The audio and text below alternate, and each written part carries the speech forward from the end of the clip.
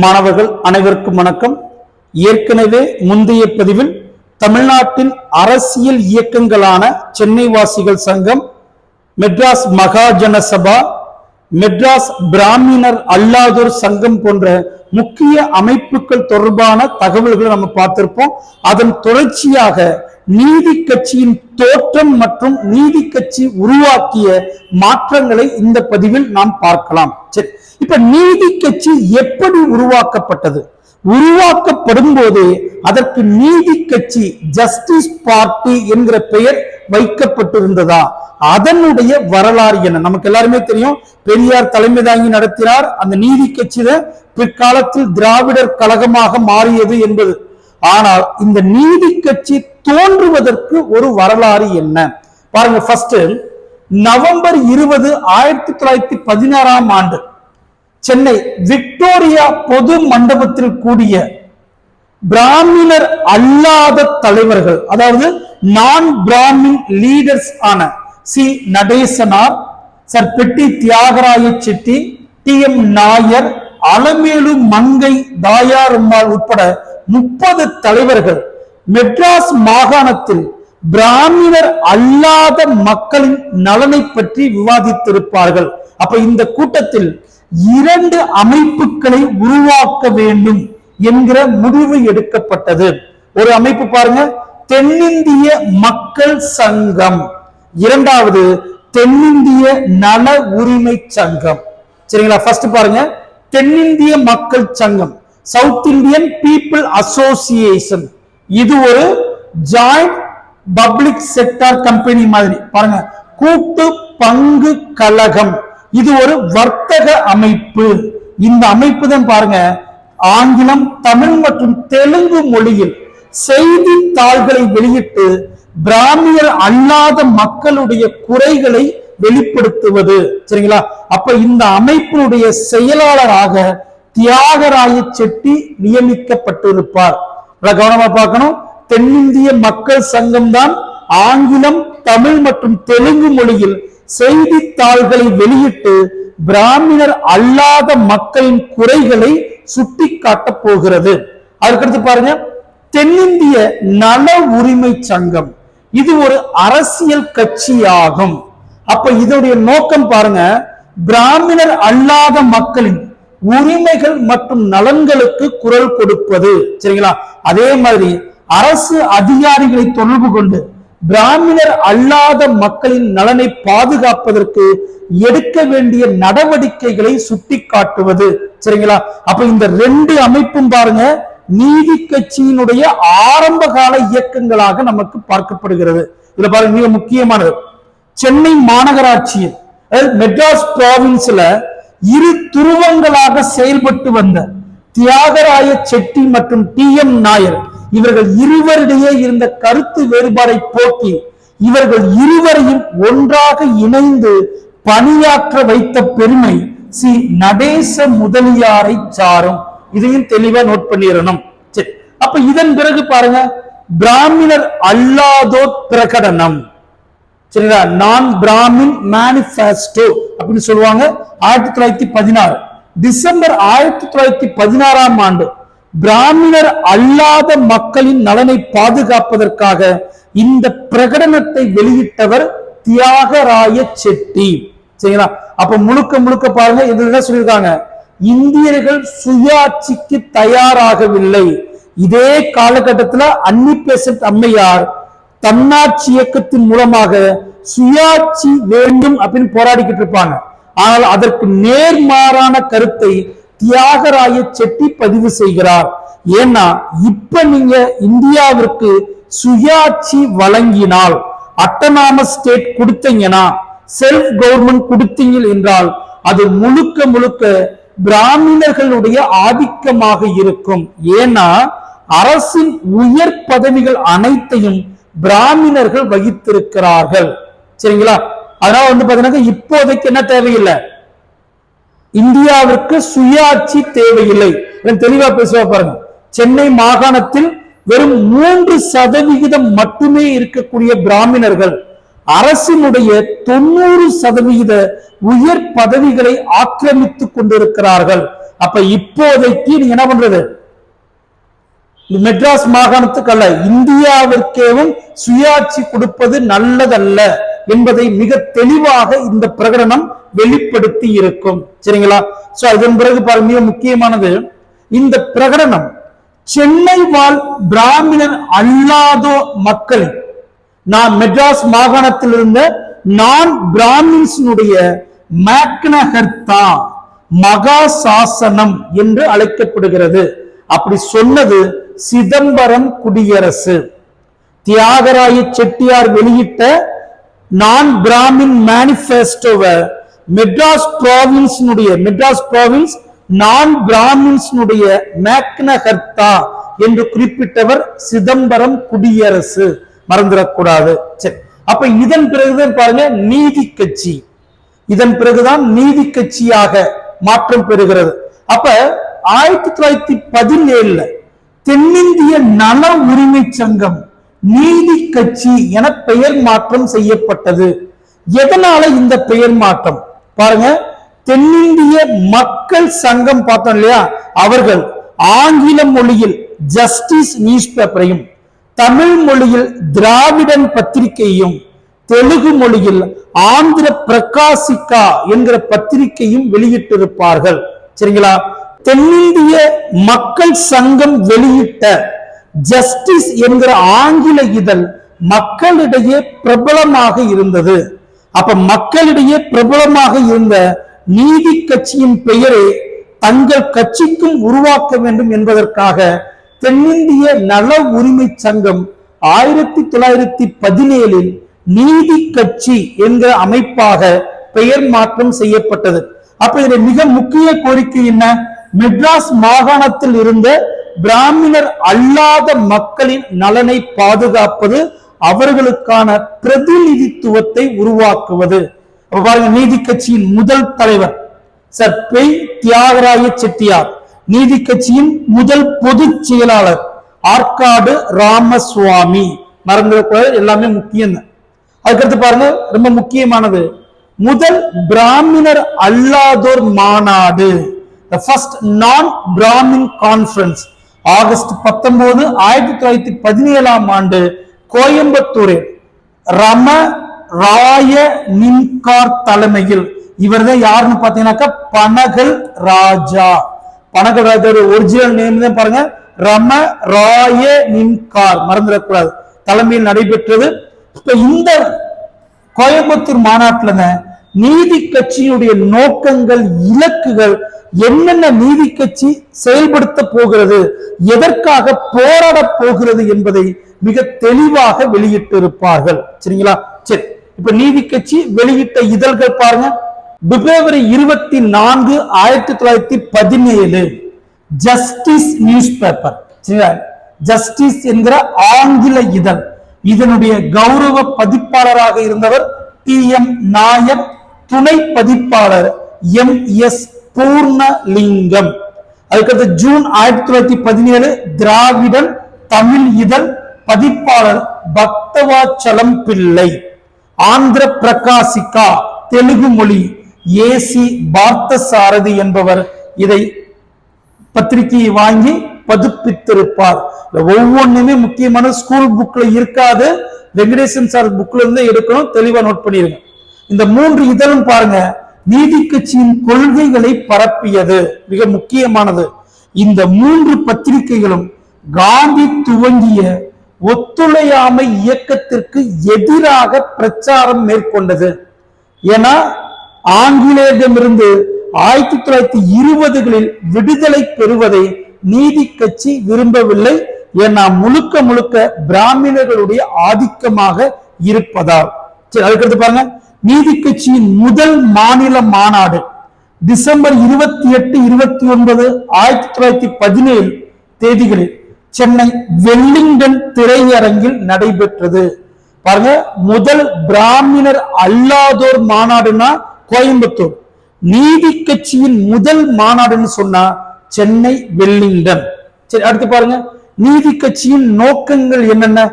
ஒரே நோக்கம், பிராமணர் அல்லாத மக்களின் சமூகம், கல்வி, பொருளாதாரத்தை மேம்படுத்துதல் மற்றும் அரசாங்கத்தில் அவர்களுக்கான பிரதிநிதித்துவத்தை பெற்றுத் தருவது. சரி, இப்ப அடுத்து நீதி கட்சியினுடைய ஆட்சி. பாருங்க, தெளிவா ஒரு விஷயத்தை நோட் பண்ணுங்க. நீதி கட்சி ஆட்சி அமைத்தல். பாருங்க, கவர்மெண்ட் ஆஃப் இந்தியா ஆக்ட் 1919 அல்லது மாண்டேகு சேம்ஸ்போர்ட் ரீஃபார்ம்ஸ் 1990. சரிங்களா? அப்ப இந்த சட்டத்தின்படி மாகாணங்களில், இந்தியாவில் இருந்த மாகாணங்களில் இரட்டை ஆட்சி முறை அறிமுகப்படுத்தப்பட்டது. மேலும் இந்தியாவில் முதல் முறையாக டைரக்ட் எலெக்ஷன், நேரடி தேர்தல் அறிமுகப்படுத்தப்பட்டது. அப்ப இந்த சட்டத்தின்படி 1920 இந்தியாவில் முதல் பொது தேர்தல் நடத்தப்படுகிறது, சுதந்திரத்திற்கு முன்பு. இந்த தேர்தலில் ஒத்துழையாமை இயக்கத்தை துவங்கியதால் காங்கிரஸ் இந்த முதல் தேர்தலை முழுமையாக புறக்கணித்தது. அப்ப சென்னை மாகாணத்தில் காங்கிரஸ் போட்டியிடவில்லை. சென்னை மாகாணத்தில் ஆல் ஓவர் இந்தியா, இந்தியா முழுவதுமே இந்த தேர்தலில் காங்கிரஸ் போட்டியிடவில்லை. அப்ப காங்கிரஸ் புறக்கணித்ததால் நீதி கட்சி எளிதாக இந்த தேர்தலில் வெற்றி பெற்றது. சரிங்களா? பாருங்க, நவம்பர் 1920 நடந்த தேர்தலில் மொத்தம் சென்னை மாகாணத்தில் 98 இடங்களில் 63 இடங்களில் நீதி கட்சி வெற்றி பெற்று நீதி கட்சியை சார்ந்த ஏ சுப்புராயலு சென்னை மாகாணத்தின் முதலமைச்சராக நியமிக்கப்பட்டிருப்பார். அவருடைய மறைவிற்கு பிறகு 1921 பனகல் ராஜா முதலமைச்சராக நியமிக்கப்பட்டிருப்பார். சரிங்களா? அதுக்கடுத்து பாருங்க, 1923 நடைபெற்ற தேர்தலிலும் நீதி கட்சி வெற்றி பெற்று நீதி கட்சியை சார்ந்த பனகல் ராஜா ஆட்சி அமைத்திருப்பார். அதன் பிறகு பாருங்க, 1926 ஆண்டு நடைபெற்ற தேர்தலில் நீதி கட்சி வெற்றி பெறவில்லை. ஏன் அப்படின்னா பாருங்க, சத்தியமூர்த்தி தலைமையிலான சுயராஜ்ய கட்சியினர் போட்டியிட்டதால் சுயராஜ்ய கட்சியினர் அதிக இடங்களை கைப்பற்றி இருப்பார்கள். சரிங்களா? அதனால் நீதி கட்சி வெற்றி பெறவில்லை. சுயராஜ்ய கட்சியினர் அதிக இடங்களை கைப்பற்றி இருந்தாலும் ஆட்சி அமைக்க மறுத்து விடுகிறார்கள். அப்ப சுயராஜ்ய கட்சியின் ஆதரவோடு டாக்டர் சுப்புராயன், சரிங்களா, டாக்டர் பி சுப்புராயன் ஆட்சி அமைத்திருப்பார். சரிங்களா? சுயேட்சையாக வெற்றி பெற்ற பி சுப்புராயன் தலைமையில் 1926 ஆட்சி அமைக்கப்பட்டிருக்கும். இப்ப இந்த 1926 தேர்தலில் பாருங்க, இந்தியாவின் அல்லது தமிழ்நாட்டின் முதல் பெண் சட்டமன்ற உறுப்பினராக டாக்டர் முத்துலட்சுமி ரெட்டி தேர்வு செய்யப்பட்டிருப்பார். மறந்துடக்கூடாது. அப்ப 1927 நீதி கட்சி மாநில சுயாட்சி கோரிக்கையை வைத்திருக்கும். மாநிலங்களுக்கு தன்னாட்சி அதிகாரம் வழங்க வேண்டும் என்கிற கோரிக்கையை எழுப்பியது.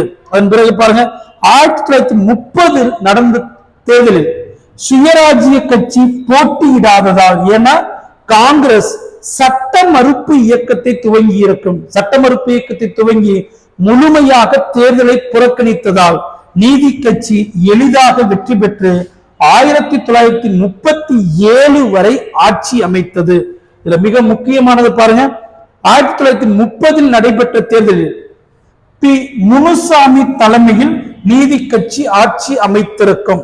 32 முனுசாமி அவர்கள் பதவி விலகியதற்கு பிறகு பொப்பளி அரசர் முதலமைச்சராக நியமிக்கப்பட்டிருப்பார். அதுக்கடுத்து பாருங்க, கவர்மெண்ட் ஆஃப் இந்தியா ஆக்ட் 1935 இந்திய அரசு சட்டம் 1935 மாநிலங்களுக்கு தன்னாட்சி அதிகாரத்தை வழங்கியது. சரிங்களா? அப்ப 1935 ஆண்டு சட்டத்தின்படி 1937 தேர்தல் நடத்தப்பட்டது. இந்த தேர்தலில் நீதி கட்சி தோல்வி அடைந்திருக்கும்.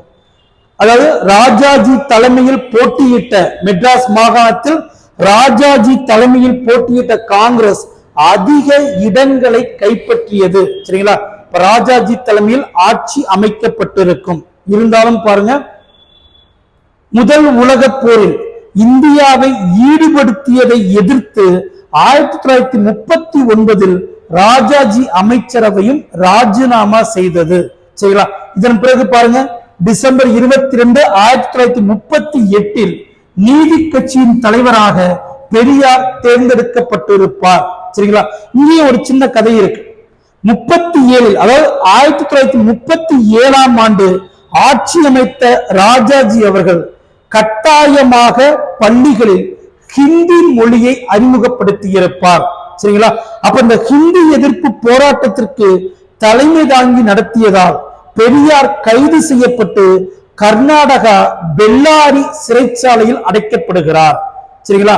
அப்ப பெரியார் அவர்கள் கர்நாடகா பெல்லாரி சிறைச்சாலையில் இருக்கும் பொழுது பாருங்க, அக்டோபர் 22, 1938 ஆண்டு பெரியார் நீதி கட்சியின் தலைவராக நியமிக்கப்பட்டிருப்பார்.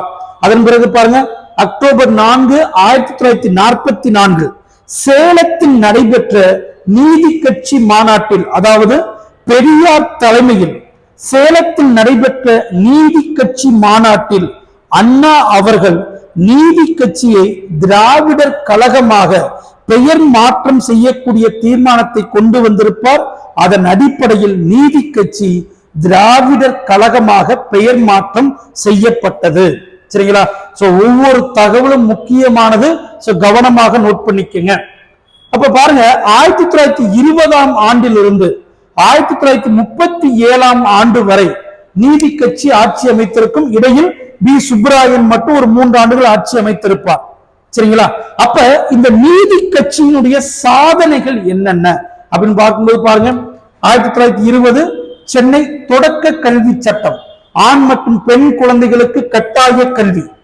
அதுக்கு 1920 மெட்ராஸ் நல வாரியம் சட்டம், 20 மெட்ராஸ் கிராம பஞ்சாயத்து சட்டம், 1920 சென்னை 1000 விளக்கு பகுதியில் அப்போது சென்னை மேயராக இருந்த தியாகராய செட்டியார் மதிய உணவு திட்டத்தை அறிமுகப்படுத்தி இருப்பார். அதுக்கடுத்து 1921 வகுப்பு வாரி பிரதிநிதித்துவ அரசாணை, பிராமணர் அல்லாத மக்களுக்கு முதல் முறையாக இந்தியாவிலேயே முதல் முறையாக இட ஒதுக்கீடு வழங்கப்பட்டது. அதுக்கடுத்து பாருங்க, 1921 சட்டமன்ற தேர்தலில் பெண்களுக்கு விதிக்கப்பட்டிருந்த தடை நீக்கப்பட்டது. இந்தியாவிலேயே பெண்களுக்கு முதல் முறையாக வாக்குரிமை வழங்கிய மாநிலம் தமிழ்நாடு. சரிங்களா, மறந்துடக்கூடாது. இந்தியாவிலேயே முதல் முறையாக அரசியலில் பெண்கள் பங்கேற்பதை அங்கீகரித்ததும் நீதி கட்சி தமிழ்நாடு என்பதை மறந்துவிடக்கூடாது. அதுக்கடுத்து பாருங்க, 1922 MC ராஜா அவர்கள் முயற்சியால் பறைய பஞ்சமர் என்கிற வார்த்தைகள் அரசிதழில் திருத்தப்பட்டு ஆதி திராவிடர்கள் என்கிற பெயர் சேர்க்கப்பட்டது. சரிங்களா. அதுக்கடுத்து பாருங்க, சமூக நீதி, சோசியல் ஜஸ்டிஸ், சமூக நீதியை உறுதிப்படுத்துவதற்காக அரசு பணிகளில் பாருங்க அனைத்து பிரிவினரும் சேர வேண்டும் என்பதற்காக 2 வகுப்பு வாரி பிரதிநிதித்துவ அரசாணைகள், 2 இட ஒதுக்கீட்டு அரசாணைகள் நீதி கட்சியால் வெளியிடப்பட்டது. 23 நீர்ப்பாசன திட்டங்கள் உருவாக்கப்பட்டிருக்கும். 24 பணியாளர் தேர்வு வாரியம், இந்தியாவிலே முதல் முறையாக அரசு பணியாளர்களை தேர்வு செய்வதற்கு பணியாளர் தேர்வு வாரியம் முதன் முறையாக உருவாக்கப்பட்டது. இந்த தேர்வு வாரியம் என்ன பாருங்க, 1929 பொது பணியாளர் தேர்வு ஆணையமாக மாற்றப்பட்டது. இந்தியாவின் முதல் பொது பணியாளர் தேர்வு ஆணையம். அதுக்கடுத்து பாருங்க, 1925 ஆந்திரா பல்கலைக்கழகம் உருவாக்கப்பட்டிருக்கும். அதுக்கடுத்து 26 இந்து சமய அறநிலை சட்டம் உருவாக்கப்பட்டு கோவில் நிர்வாகத்தில் அனைத்து மதத்தவர்களும் நிர்வகிக்கலாம் என்பது சேர்க்கப்பட்டது.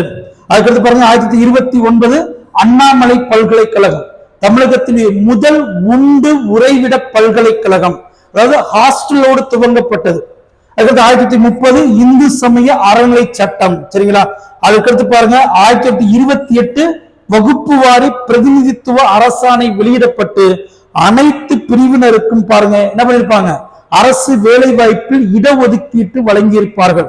அப்ப மிக முக்கியமானது அப்படின்னு பாத்தீங்கன்னா மதிய உணவு திட்டம், பெண்களுக்கு வாக்குரிமை, பெண்களை முதல் முறையாக சட்டமன்றத்தில் சேர்த்துக் கொண்டது, ஹிந்து அறநிலைய சட்டத்தின் மூலமாக கோவில் நிர்வாகத்தை நிர்வகிப்பதற்கு அனைத்து பிரிவினருக்கும் அங்கீகாரம் வழங்கியது.